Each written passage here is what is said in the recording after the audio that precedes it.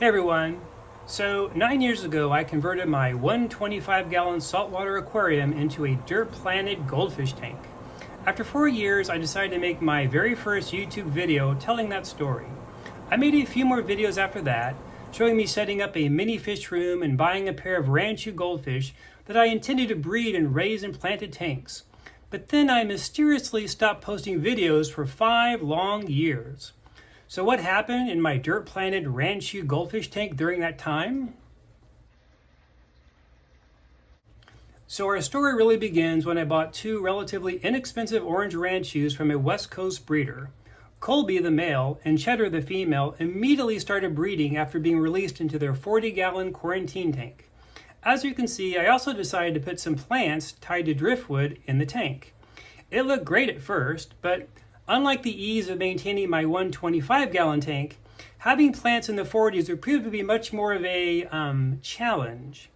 Now, Colby and Cheddar seemed to love their new home, being very active and great fun to watch.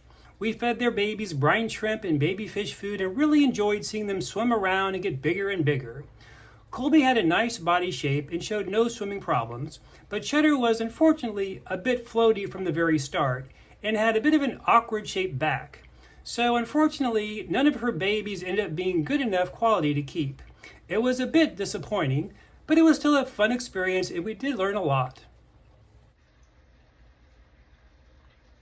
About 9 months after getting Colby and Cheddar and many months of online shopping, I ordered 3 red and white Ranchus from King Koi. My original 2 Ranchus had cost around $85, while the new arrivals cost me about $280.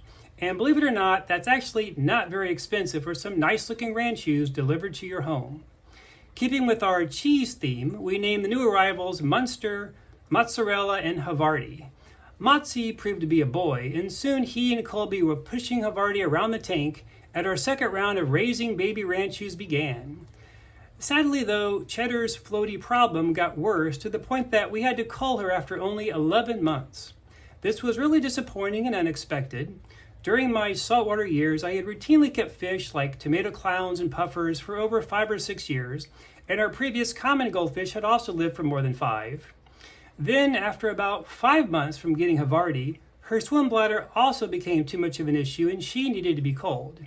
Now, of course, I knew that Ranchus and other fancy goldfish are much more prone to swim bladder problems, no matter where you get them from or how well you meet their needs.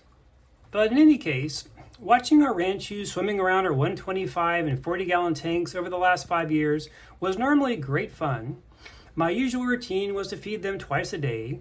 I would do some combination of rapashi, dried food, and at least twice a week some minced peas and garlic.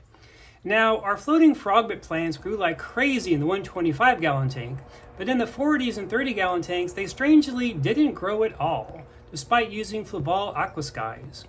What did grow was horrible hair algae. They covered the Anubias and Java ferns and about everything else. Without the help of the floating plants to take out the nitrates, I had to do much larger and more frequent water change than I had ever had to do before. The hair algae did eventually stop growing in the 40-gallon by the window, much to my relief. Since the fish had stopped breeding at this point, I eventually took down the other 2 algae-plagued tanks and was perfectly happy with my 2 active tanks and their happy inhabitants. Life was good in our little goldfish world. Then, after 2.5 years of getting Munster, her swim bladder issues had become too severe and she also needed to be culled. And then after 3 years of getting our big boy Motzi, he also had the same swim bladder problems. So, while it was obviously disappointing that they didn't live as long as we were expecting, we still had an enormous amount of enjoyment watching these fish over the years. But in the end, of all the babies our 3 females produced, only 4 made the cut as keepers. 2 of them, who we always just refer to as the boys, spent the next 3 years in the big tank with Colby. And our remaining 40, we had Colby's all-white son, Moby, and a somewhat deformed fish we called Blue Eyes.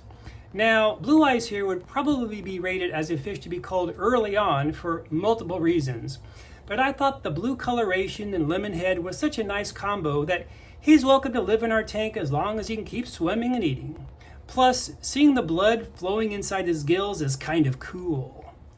One more thing about the main tank. After 9 years, there's not much dirt left under the gravel. It's still technically dirt planted, especially if you look up from the bottom, but the Amazon swords don't grow as fast or as high as they used to. I also lost my supplier for restocking the nerite snails, so gasp, I've had to actually resort to cleaning some algae off the leaves manually until I get some replacements. I do have plans to make several changes over the next few months, so stay tuned if you want to see. So that's a quick story of what went on in my dirt-planted Ranchu goldfish tank over the last 5 years. Obviously, there were a lot more ups and downs compared to the previous 4. I suppose that's to be expected with a fish breed that's been so drastically altered from their original body type. But I have to say, at least one thing is certain. These chubby Ranchus are definitely not going to jump out of the tank. So thanks for watching, and happy fish keeping.